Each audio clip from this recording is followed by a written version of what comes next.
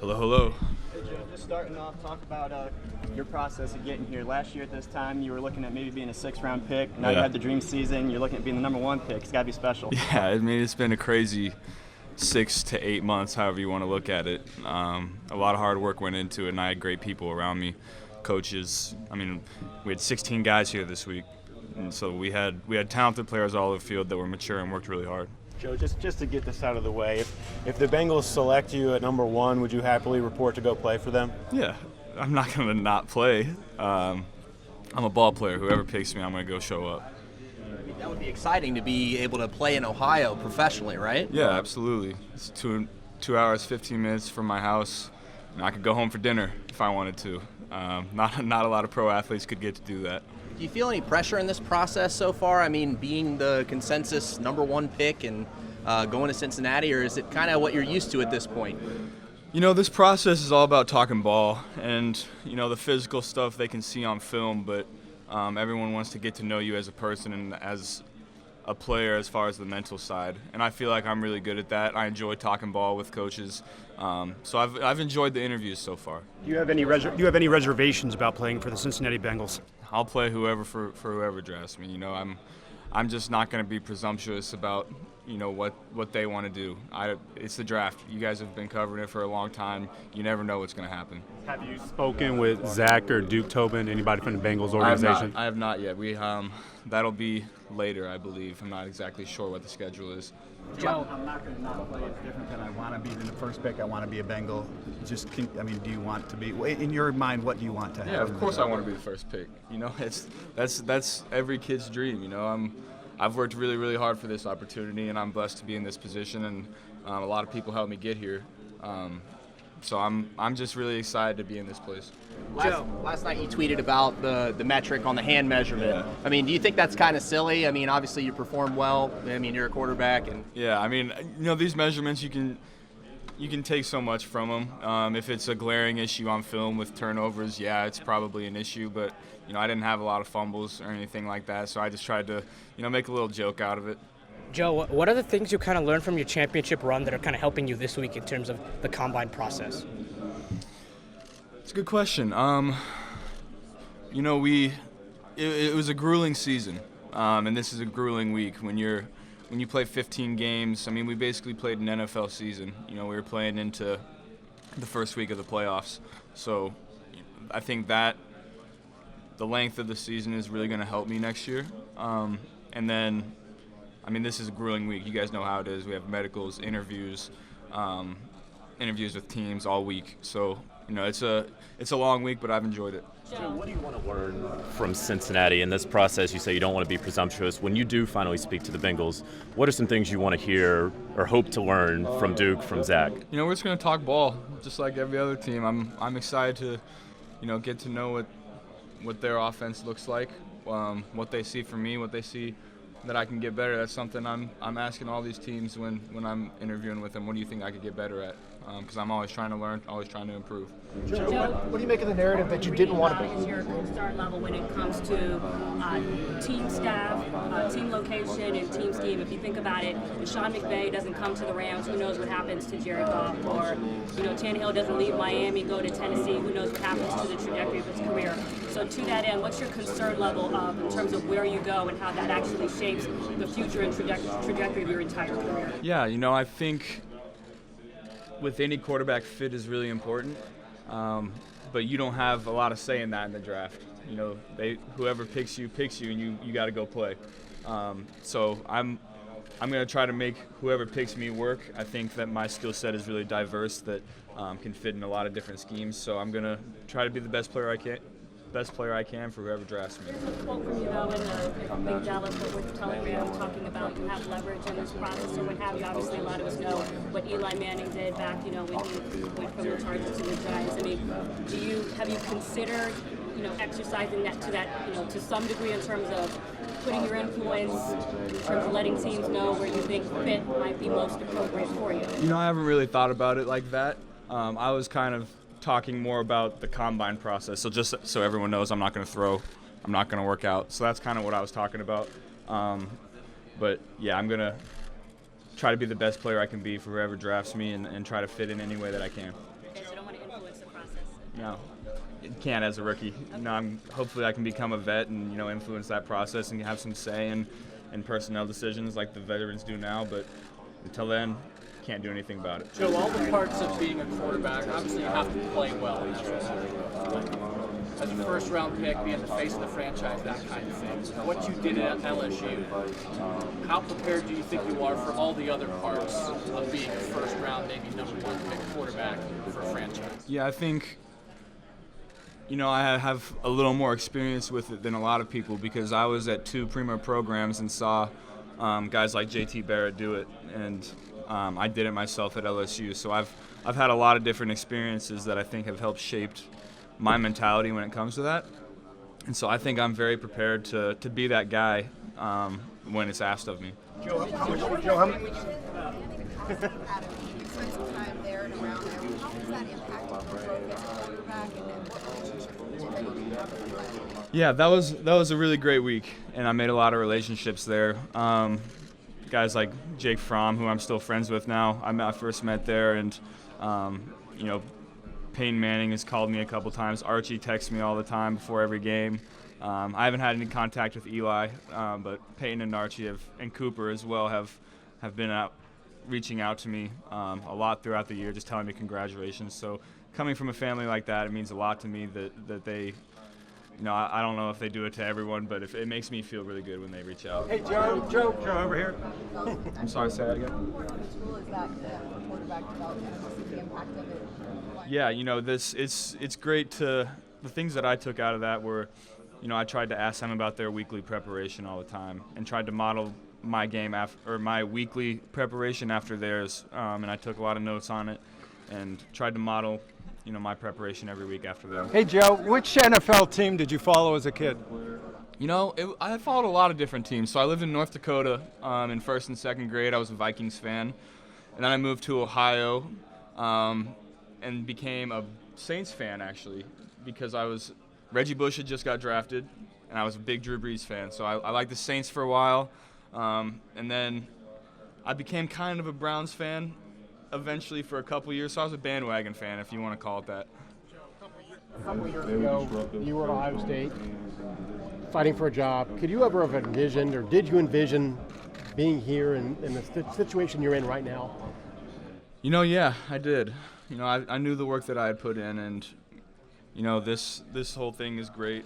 But the thing I really envisioned was the on-field success. The Heisman Trophy and all those awards are great, but I wanted to be a starting quarterback and be the best player that I could be. And I've worked really, really hard for it, and have had a lot of people that have worked really hard for me as well. Would you have wanted to play against Ohio State in that championship game? It would have been a lot of fun. It would have been a lot of fun to play all my old teammates, all my old friends, and I'm sure there would have been some trash talk out there as well. Have you had contact with the Dolphins? We've had informal interviews this week, yeah. What are your thoughts on that franchise? Yeah, I think, they have a lot of assets, and it seems like they've begun to build a team that can be successful in this league. I don't know a lot about it. I'm just coming in year one as a rookie, so, veterans and honestly, you guys know more about it than me, but they seem to be doing the right things. Joe, great evening. Yeah, my Adam and Ryan Lerman, so for everyone that doesn't know, they're my best friends in high school. They're big Bengals fans, so. Have they been on you in the last couple months or something? Or have they been kind of talking? Yeah, if it works out with the Bengals, they would be very excited. Let's just say that. Joe, what type of impact are you looking to make as a rookie in the league? Say it again. What type of impact are you looking to make as a rookie in the NFL? On the field or off the field? On the field. So as a rookie, you want to come in and just keep your head down and work really, really hard. And I'm going to try to find a veteran that's done it for 10 plus years and try to just mimic what he does. I'm going to be a rookie. I'm not going to know a lot of things, but I know how to work, and so I'm going to work as hard as I can. And then, when my time comes to be a leader or be the starting quarterback, I'll do whatever is asked of me. Joe, great. What do you need to know about the Bengals? This dude knows what he's doing. Through this process, what would you like to learn that would help ease your any concerns or thoughts about? I wouldn't say there's any concerns. I want to learn a lot about a lot of different teams. Through these interviews, you just talk ball, and that's what I enjoy doing. I look forward to. I think we're meeting with the Bengals here in a couple days, and I'm looking forward to just talking ball, seeing what they're about, seeing the offense that they run, see how they think about ball. So that's what these interviews are about, just getting to know the people in the process. You said you're not going to be doing franchises. Is there a reason for that? Is there a reason for that? I mean, we played a month longer than everyone else, and everyone else has been training a month longer than us because we played January 13th, and then I took a week off and then got back to training. So everyone else has been training a lot longer. So I feel like, I wanted to put. I didn't think I'd be able to put my best foot forward here at the combine. So I wanted to wait until pro day, had another whole month of training, and just be the best that I could be when everyone's eyes are on me. Physically, what's your most NFL-ready attribute, and what do you have to work on the most? I mean, I think my pocket presence is the thing that'll translate most. But obviously, going into the league, you can improve in every area, and that's kind of what I'm not focused on one little thing here and there, but I'm focused on just improving my game overall because the speed of the game, the concepts, the reads, the defenses, it's all more complex now. So I'm just trying to better myself as well. What did Joe Brady mean to your career at LSU, and you ever thought about the possibility of being reunited with him in the NFL? Coach Joe brought in a lot of good stuff, and we kind of built that offense from the ground up, him and Coach Ensminger. And it was a perfect fit from the very beginning. And, so Coach E still called all the plays, but Joe had a lot of input as well. And I felt like the best thing that we did was give me a lot of freedom at the line to make checks, to make reads, and just play out there, play fast. And so it was kind of a perfect fit from the very beginning. Your Heisman speech, what's been your reaction to it? It's been unbelievable. I didn't say it to get all this outreach to the food bank in my hometown, but I mean, it was a great side effect, and I think it helped. It was happening around Christmas. I think it helped a lot of people at Christmas. Did that give you a feeling of the power of your platform? It did, yeah. I didn't really understand it before that, and I started to understand it, and it's something that I've been thinking about a lot, how I can make an impact on people's lives, and that's something I'm going to continue to do moving forward, and hopefully I can do here in the near future. You would think your confidence was something that people took notice of. When you hear comparisons like a Baker Mayfield or something like that, like how do you take that? Like how do you take what the media's been making of your attitude and your confidence, and even some of the comparisons like Baker that you've been getting? Yeah. So the thing about the confidence, I think it starts in preparation, and I'm really confident in my preparation. I feel like I prepare better than anybody else, and that's why I'm so confident, because I feel like I know what's going to be happening on Saturdays before it happens, and then hopefully I can carry that over to Sundays with the help of the veterans and the coaches that are there. But that's where it starts, and I really admire Baker's mentality. He, coming in, if you're the number one pick, the team that's picking number one is there for a reason. So you're going to have to come in. There's going to be ups and downs. And you just got to stay steady through the process. You always have that view towards preparation. You always have that kind of confidence. Obviously, it shows up a lot this year, but was there something maybe this year that was just different? Maybe you thought you prepared better this year, or has it always been? No, it was there last year, too. I just didn't have the platform, and nobody saw it because I wasn't playing as well. But I was still preparing that way. I still had that confidence, and that's something that I learned from JT Barrett, who was at Ohio State. He prepared better than anybody I've ever been around, and he was super confident because of it. Joe, what do you make of the narrative that you didn't want to play in Cincy? It's been building up over the last few weeks. What did you make of it leading into this? The only thing that I've said is I just didn't want to be presumptuous about the pick, and so that's why I've been non-committal, because I don't know what's going to happen. They might not pick me. They might fall in love with someone else. So you guys kind of took that narrative and ran with it, but There's never been anything like that from my end. So the way that Ohio State fans still embraced you after you left, what did that mean to you? That meant the world, because I gave a lot to that program with, my hard work, and it didn't show on the field, unfortunately, but, I did a lot of work behind the scenes. And, for the fans to recognize that, it really did mean a lot to me, and I did take notice. Joe, where does beating Alabama rank in your accomplishments last year? How much do you think Coach O's program has caught up to Saban's? You know, it was up there, but it wasn't bigger than an SEC championship, college football semifinal, or college football national championship. Those were the three that really meant a lot to us. Going into that game, we felt like we should win that game. We wanted to win the national title, and if we don't beat Alabama, we're not going to win it. So that was our goal the whole year, and that was just another roadblock for us. If you do wind up in Las Vegas, the NFL draft. I'm sorry, can you restart? I was saying your next big event's in Las Vegas with the draft coming to Vegas. Have you been there? What are your thoughts about the draft moving into Vegas? That would be a lot of fun. I've never been to Vegas before. I might have to hit a couple casinos while I'm out there. Joe, the strength of your game, is it your mental capacity for the game? Is it your physical skill set? I do think it's my mental capacity in the game. I think, like I said earlier, I prepare better than anybody else. And, my physical traits are limited compared to some of the guys here, right? And everyone can see it. So I got to be smarter, I got to prepare better, and I got to know what's happening before it happens so I can play fast.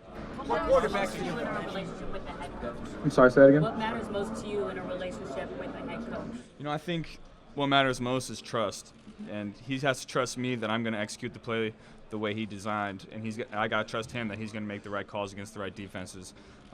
So that relationship is really, really important if he's the play caller. And it's just as important if the offensive coordinator is the play caller, and I feel like the quarterback needs to be involved in the game plan, because I've always felt if I didn't believe in the game plan, then I wouldn't make it work as well as I could have otherwise. Yeah, that's the thing I don't have, right? So at the head coach, I think that might be a little overrated. I think if you can coach, you can coach. No matter if you have 1 year experience, 25 years of experience. So if you can coach, you can coach. Joe, are there an NFL quarterback that you like to watch, one that maybe you have similarities with? I always watch Drew Brees, and I think he's the best at what he does. And we had very similar offenses last year, so I watched a lot of his film in the off season, and that was my idol growing up. And I've got to meet him. I met him after the national championship game, and I saw him last week, and we were just talking ball. And, I was trying to be all cool, like, yeah, I know what I'm talking about, but then on the inside, I'm talking to Drew Brees about football. So it was really, really cool. In this process, there's so much about measurements and people trying to compare one to the other. From your session yesterday, the hand size came up. What is your response to anybody that might wonder about if your hands are big? I think the only thing with the hands is if you have a lot of fumbles, and I didn't have a lot of fumbles, so I think it's a non-factor. I don't get paid to, talk about measurements and analyze the measurements. I get paid to play football, so that's what I'm going to do. Hey, Joe, thank you, sir. We appreciate it. You got it. If you are drafted by Cincinnati, how important is it to have someone like A.J. Green on the roster? I think with any rookie quarterback, the more help you can get, the better. And A.J.'s been one of the best players at his position for a very long time. And if I am lucky enough to get drafted #1 overall, I would like to have him on the roster. Thanks, Joe. Yep. Appreciate you, Joe.